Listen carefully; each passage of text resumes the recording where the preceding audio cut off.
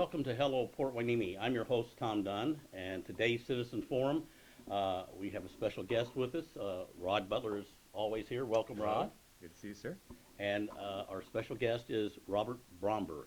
And Robert, we may have mentioned it, or you've heard about it, the Hueneme Foundation, which was designed to find monies to help the city uh, of Oxnard work on the wastewater plant that is in disrepair.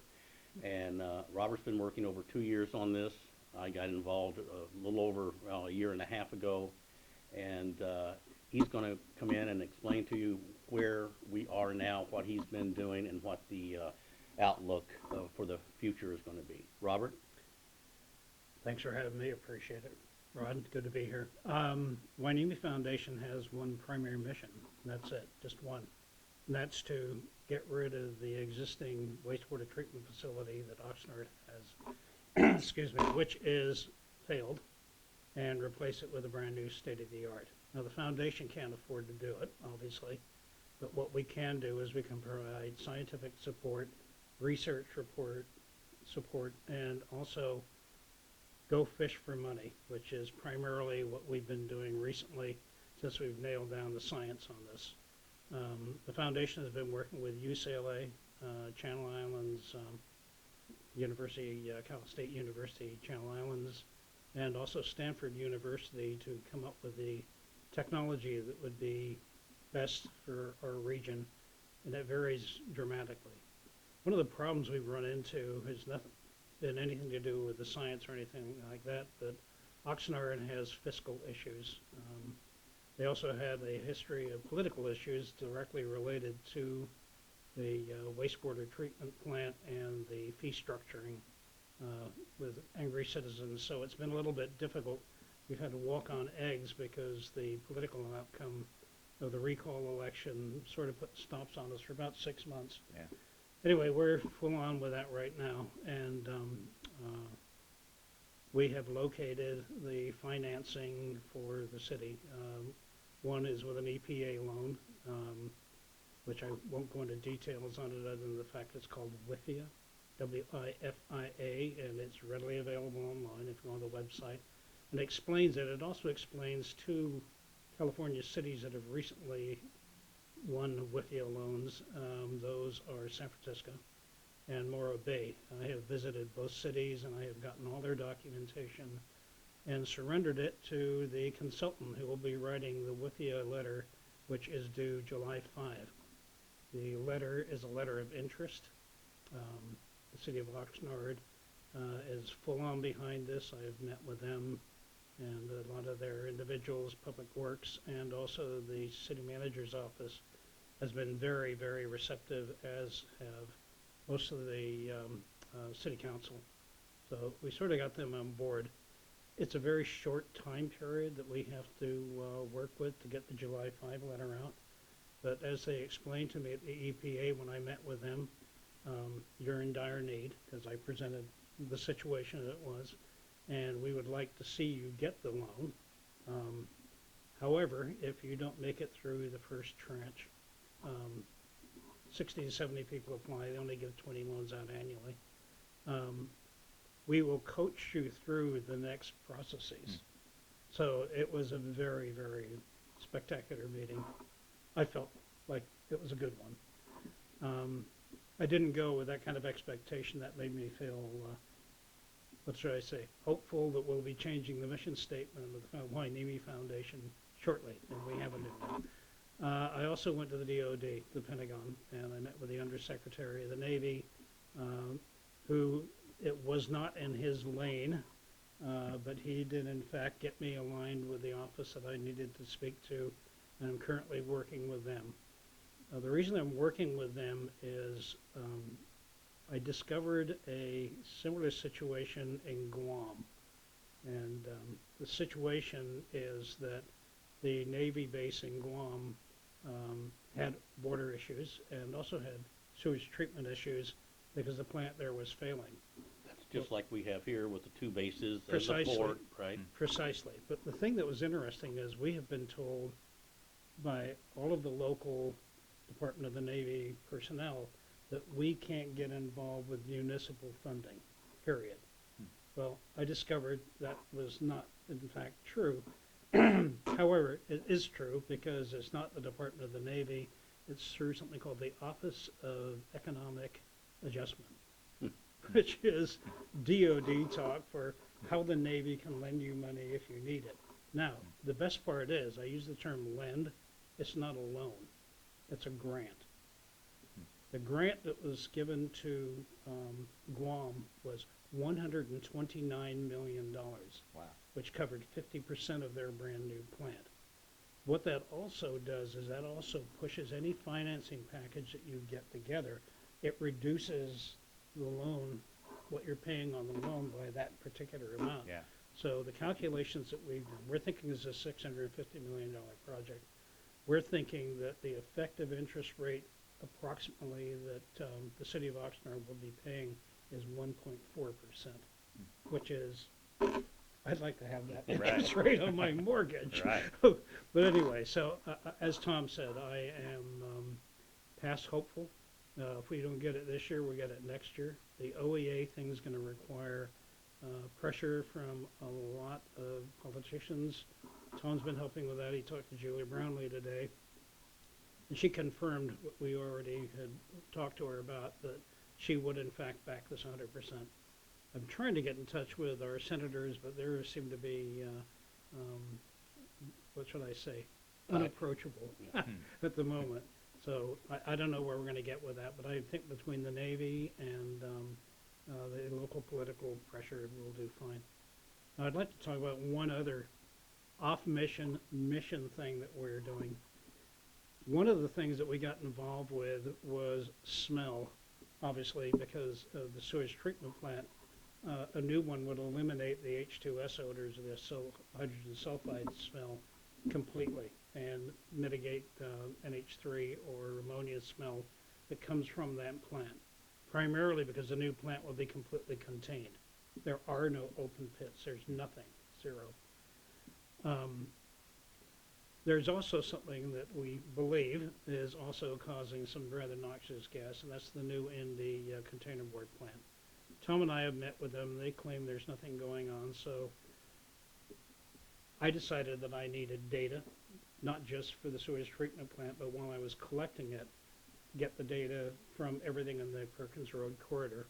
And there's actually 3 potential places down there that do it. One is a manufacturing plant that deals in plastics, and I have not heard anybody get involved with them at all.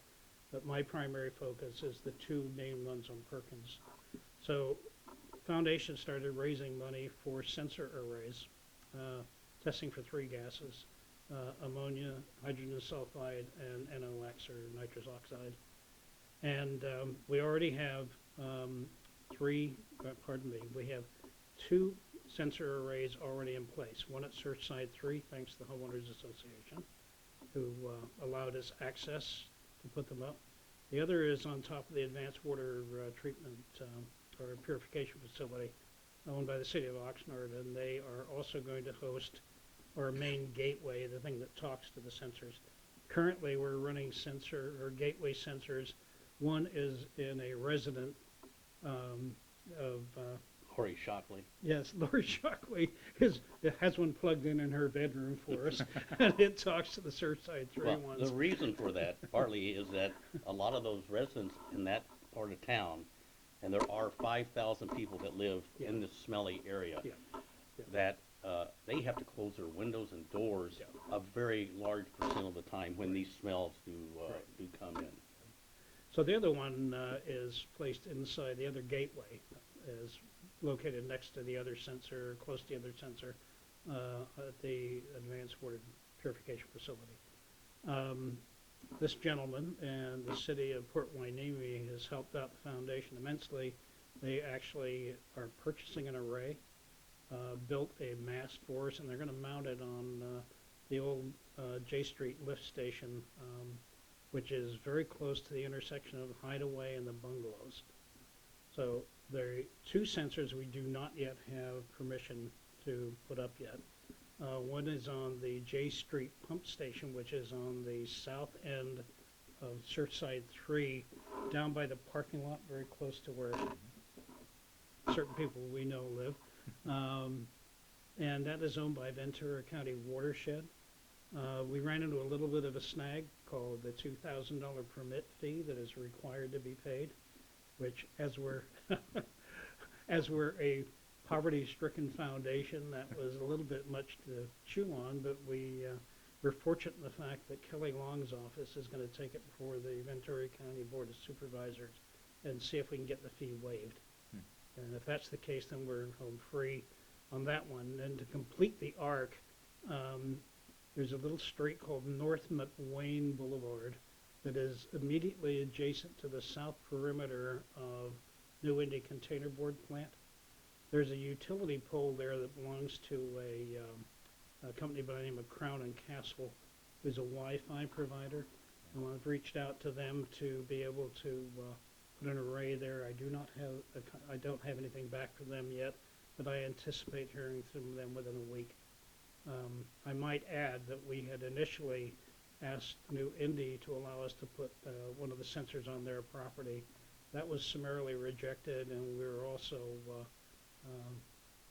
told that they were not going to help us, which they had promised in a meeting that both these gentlemen were at, that they were going to support the foundation and pay for some sensors and be a good neighbor. Well, that changed on July 2 of this year when Rudy Raven said, oh, well, we decided to hire an attorney and a missions specialist instead. So thank you very much. So that's essentially what I've got. If you guys have any questions. One thing that's interesting you might tell the people about is the sensors, how the app works. You already have it on your phone. Tell them a little bit about that, how everybody can look at it. The sensors are wireless. One of the things that was crucial is we didn't know where we were going to plug them in, because a lot of these are near places where getting electricity to it would be problematic. So we had to go with a technology called IoT, which is the Internet of Things. And it is fairly new technology, but it is burgeoning, it's growing like you can't believe. Main reason is it's remote sensing, and that's really important, especially considering right-of-ways and all the other things that go along with this type of thing. What we envision, and again, this is going to be money-driven, is the sensors work through a gateway, and it's an IoT gateway. That gateway then streams raw data.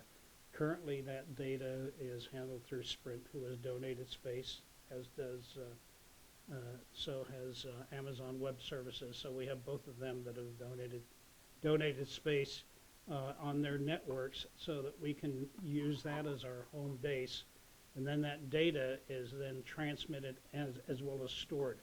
So we've got record going back ever since we ran our installation, and we'll have records for 9 years. So this data that comes out is going to be streamed out, and our primary access to it for the public is probably going to be the website, because unfortunately apps cost money, and if I get over 15 apps, then the price goes up. And I've already committed to 8 of those apps already to governmental organizations and people with a need to know, like Ventura County, like the City of So City of Oxnard, City of Port Hueneme, emergency services, that type of thing. But what I need to do is I need to get a webmaster that is going to be able to work with something called webhook, which will allow us to stream live onto the website. And when somebody wakes up in the middle of the night and they want to see what's going on, all they got to do is log in, because what we've got is those sensors sniff every 15 minutes. So what we have, literally, if we had graphics here, I'd be showing you charts and parts per million and all that type of thing. It's impressive technology. Very, very thrilled to be involved with that. It's been quite an education. Yeah. Rod, would you tell the people a little bit about the City of Port Hueneme's involvement in this? Sure. So yeah, when we talked before, we pointed out that the City of Port Hueneme is in a little bit of a strange or awkward situation on this, because the facilities in question, the wastewater treatment plant and the New Indy plant, are both located in the city of Oxnard, very close to Port Hueneme, but not in our city limits. And we don't have any real ownership over, certainly not over New Indy. And our only involvement in the wastewater treatment plant is that we send our wastewater to that plant. So we certainly For care. a fee. That's right. Yeah, yeah. We pay a substantial price So for we that. pay for the smell. Yeah, Right. we're getting what we pay for. That's right. That's right. So we're in a different spot than Oxnard, but we want to be supportive of the efforts to solve the problem, because not only does the plant desperately need to be really replaced rather than fixed, but we also are now having these quality of life impacts for our residents through odor, noise, other things that have been talked about. So we definitely want to be as supportive as we can, and we have been as supportive as we can so far to Bob and to the Hueneme Foundation, including this sensor project, because we see that as part of the overall solution. We've talked before about the fact that this is the real solution for this is a years-long process, although it sounds like Bob is shaving years off now. I'm trying. With the way that he's tackling the financing, which is really the biggest hurdle. But we've got to start somewhere, and we've got to get the momentum going, and the city of Port Hueneme really wants to be as supportive as we can to Oxnard, who ultimately has to be the lead agency on it. I've had a meeting with the assistant city attorney, and he informed me that he has looked into documentation about the new Indy plant, the permit process, when were the standards taken, was it 1960 or was Right. it last year? And I'm going to put him in touch with Robert, and they will look at how to handle the new Indy plant, because that's a private corporation. The city of Oxnard is doing a lot better job than when we first got on there with being receptive and doing Good. everything they can to help. So this will give us maybe some ammunition to work on that. And Robert, would you tell the people if they can look under their couches and in their bed mattresses, if they can find some spare change, where can they send it to you to help the foundation? Yeah, I've been thinking about getting a rubber boot and going out and standing and Oh, putting yeah. a fireman's hat Yeah. on or a tin cup or something like that. We need help. We do. I pay for the trips and everything out of my own pocket. But as far as the sensors and that type of thing goes, and the need for web assistance, it's big. We probably need about another $3,000 to be able to finish this out the way it should be finished, where it's readily accessible and everything else. It will happen, but we do need help. Our website under the Sensor Project has a PayPal link, so it's easy to give. And we also accept checks. We have no problem with that. And our address is Hueneme Foundation, P.O. Box 2141, Port Hueneme, California, 93041.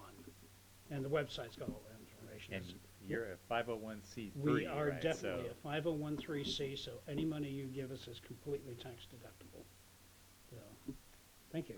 Robert, I appreciate it. thank you for all you've done. Thank you, Tom. We really appreciate I it. appreciate it, thanks. So we're going to, Robert's going to take off, and we're going to go into part 2 of Citizens Forum in just a minute. Thanks for listening.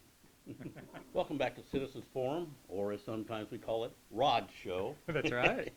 And we have some issues that have been going on for a month or so, and Rod and I get together once a month to talk about them, and so that we can report them to you. And I would say 75% of the time we have a solution, and the times that we don't, we try to explain,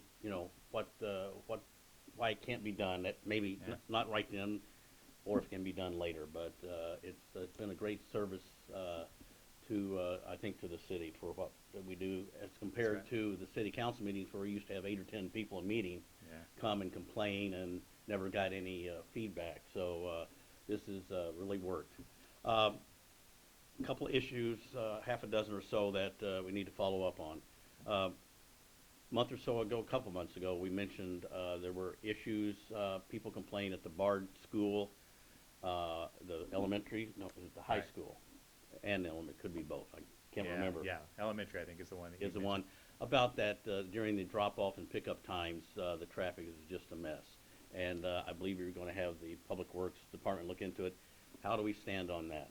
Yeah, so two of the items that we've talked about in recent meetings and shows, the Bard Elementary School and then new crosswalk possibly down by Surfside 4.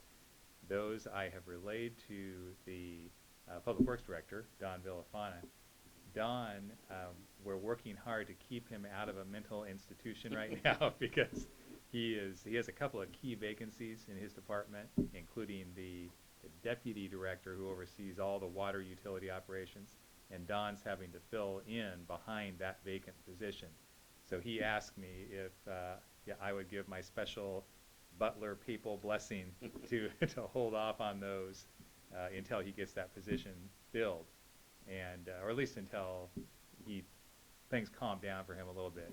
So I've made sure to keep those on my follow-up list. Again, that's both Bard Elementary School drop-off pickup area, and then the looking at potentially another crosswalk at the main entrance to Surfside 4. And bottom line is not a whole lot of progress other than the fact we've relayed it to them, and we'll keep it on the follow-up list to make sure that As long as it's not kicking the can down the road for no reason other than you Right. have nothing else to do.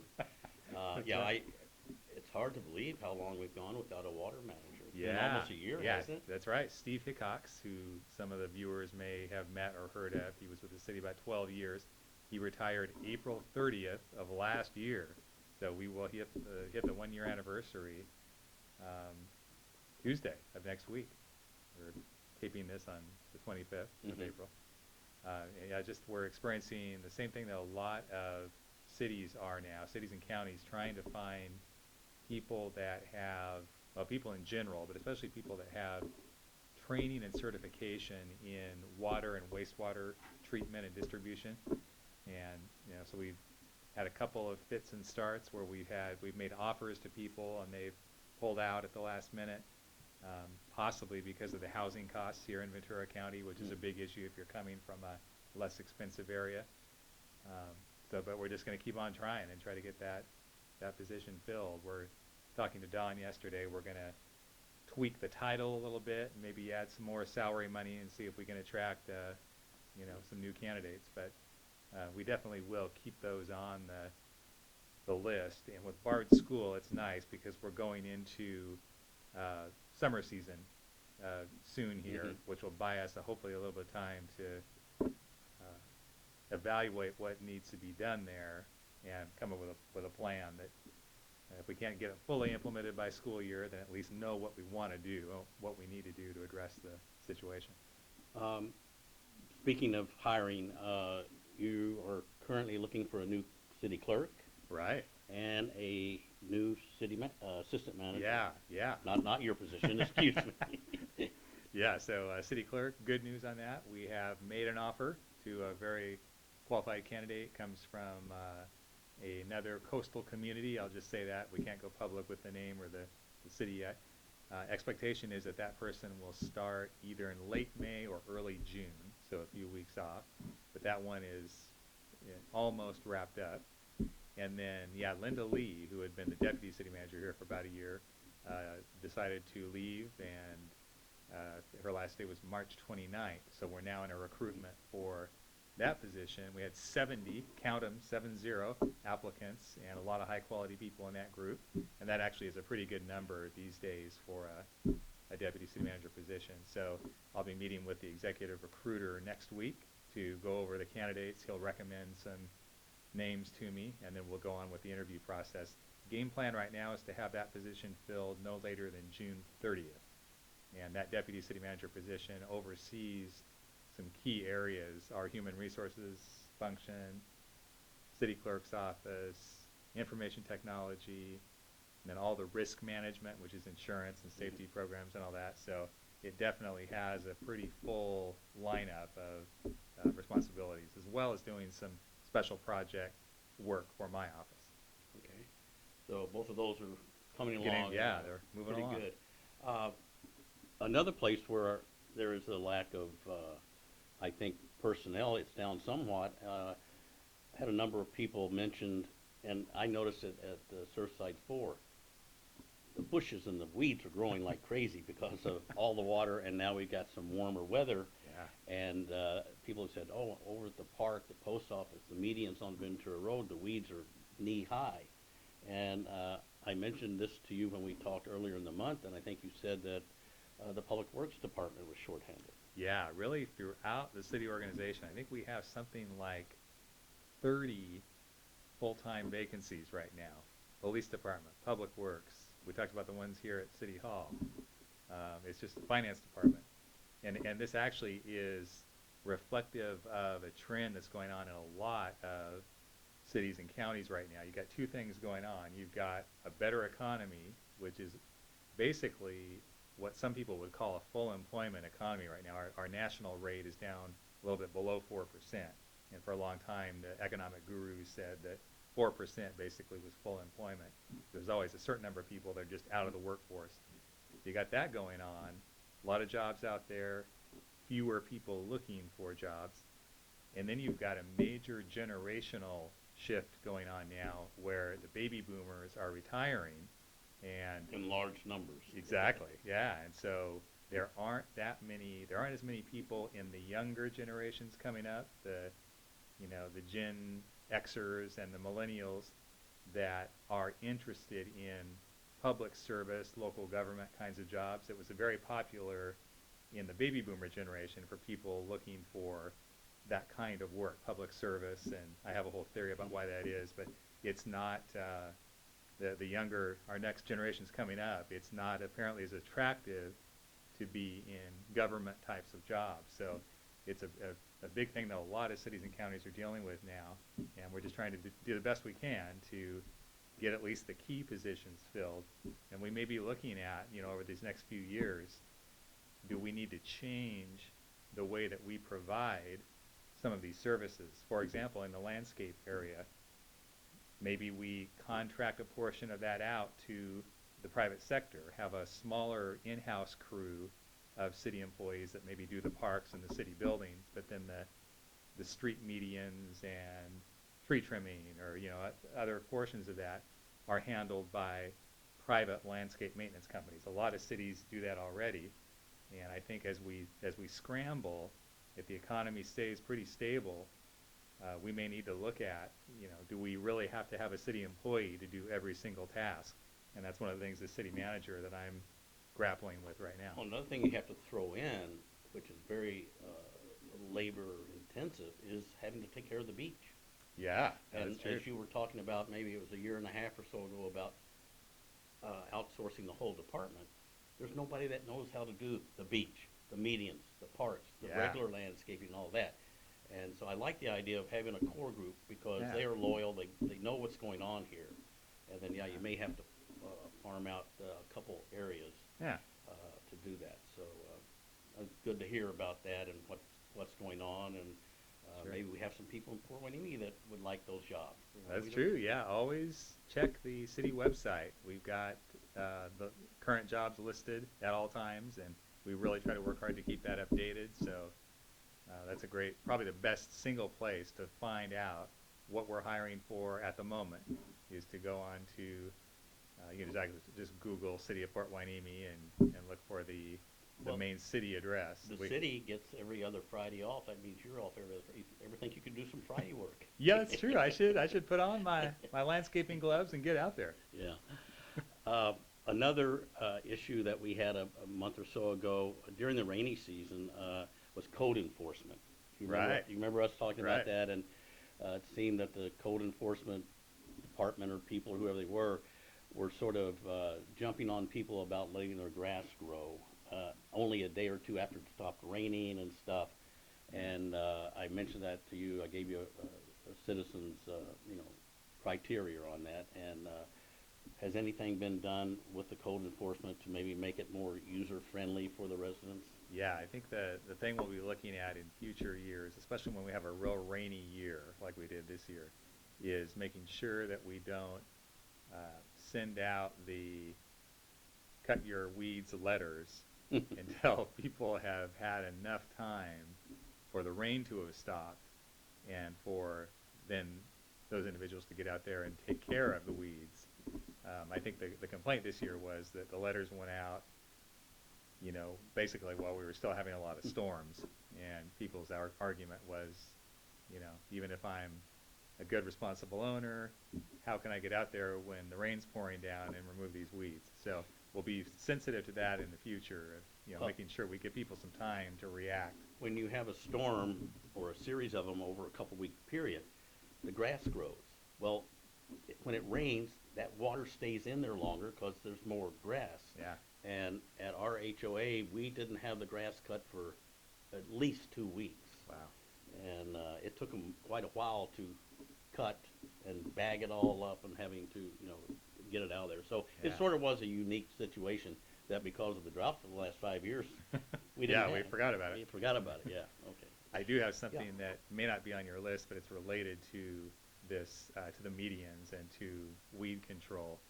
We've had a couple people call in, especially in the last week or so, and say, what's that mysterious green substance that we're seeing? Where in the medians and in some of the parkway areas, there's kind of this weird green stuff. Could that be weed And killer?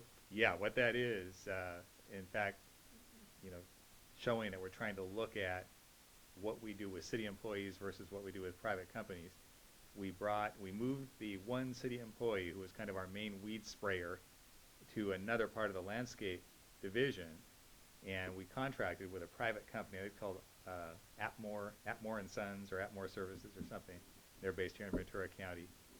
They are now doing, for a fee, all of the weed spraying, and that'll go on throughout the year, but mostly at this time of year. And they're putting down what's called a pre-emergent. So before the weeds can emerge, they spray this stuff, and that green substance, there's don't panic, there's no no health issues with it. It's just basically something that allows, it's kind of like food coloring. It allows us to track what area has been sprayed as they go throughout the city. So that's what that's all about. It just, if you see that, it means that the weed control workers have been there spraying that pre-emergent substance. There's something you might pass along. Again, at our HOA, we have so many plants. So it's, 40-year-old landscaping. It's not the coastal type and stuff like that. Is our landscapers have started putting on growth retardant Oh, wow. on plants, big ones, little ones, Huh. and it will slow the growth. Especially a lot of the stuff around here is like that. I've noticed it. It's older stuff. It's not going to grow all that much, but just enough that it takes landscaping manpower away from doing other things. So it's something that might a growth retardant. Yeah, okay, very good. A couple weekends ago, Councilmember Gama and myself were over at Anacapa, and that is right behind Wendy's. Oh, yeah. And we got there, and they have, the big containers that the trucks come by and pick up and everything.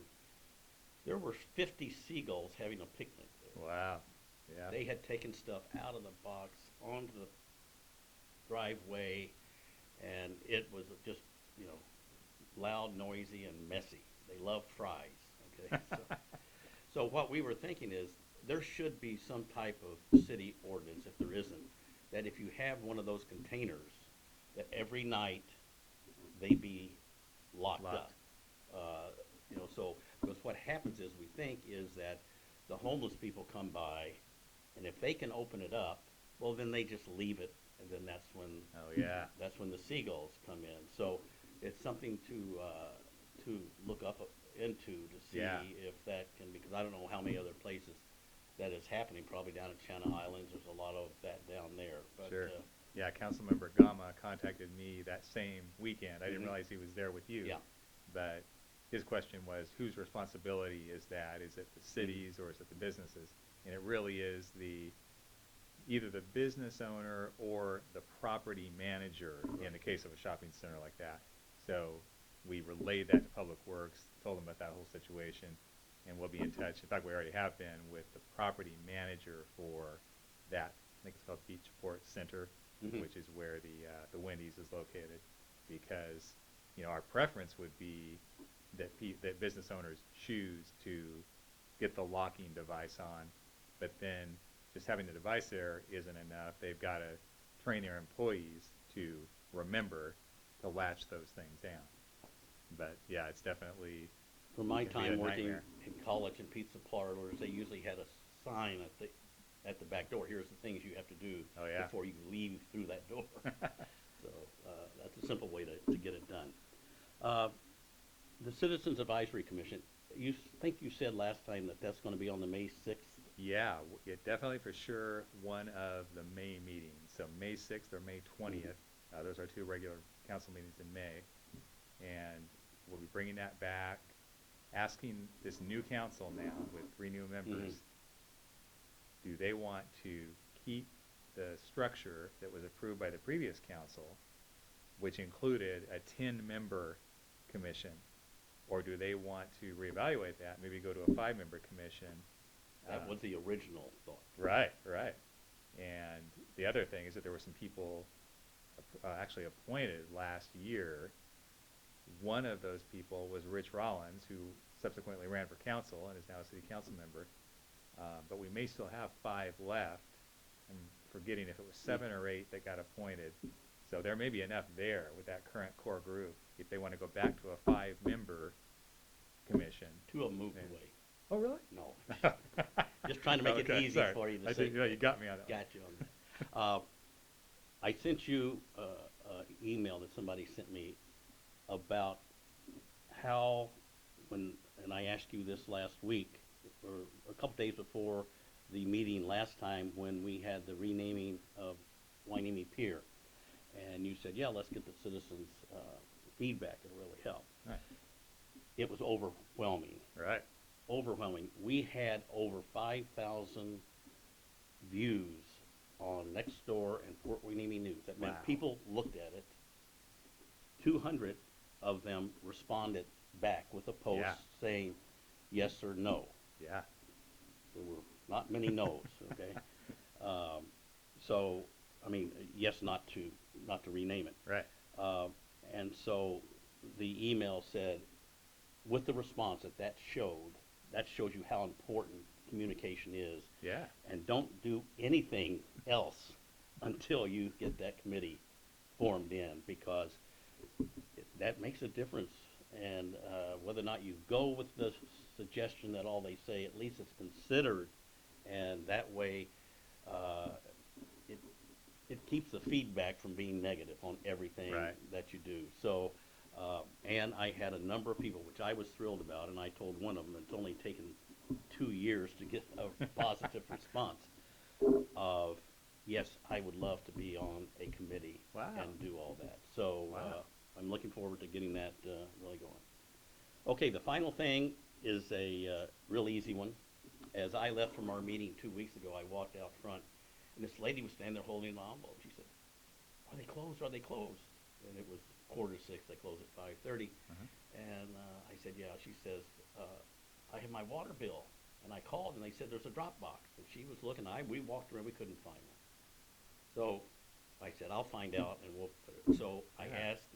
There's a new employee up front too in the community relations. Yeah, was it, is it Paul? Yeah, the guy a lot younger than us. That's right, yeah. Yeah, Paul. That's Paul. Brand new. And they said, "Oh, it's back here in the parking lot." Yeah. So you don't even have to get out of your car. If you have a water bill or anything else you might need to get to the city, and it's hard to get here if you're working, you got kids and to take to school and stuff, yeah, you can pull in the parking lot and go down and just stay in your car and drop it in the box. Yeah, yeah, it's a drive-through, and it's on the, just to make it a little bit clearer, it's on the Pearl Street Pearl Street. parking lot. So there's a parking lot in front of the police department on Ventura Road. That's not what we're talking about. The other side of the Yeah, the building. Pearl, the north side of the City Hall complex on Pearl, and it would be at the eastern end of that parking lot that fronts out onto Pearl. Yeah, it's been there a long time. It's a secure box. We have not had any issues, to our knowledge, with anyone trying to mess around with that, and we service it regularly, so you can know that your payment is safe if you're dropping it off in that box. Okay, Rod, thank you very much. Sure. Thank you. And thank all of you for listening and or viewing. And If you have any issues you want to discuss, just email Rod. You can get that off the city website, and we will answer it as soon as possible. Thank you.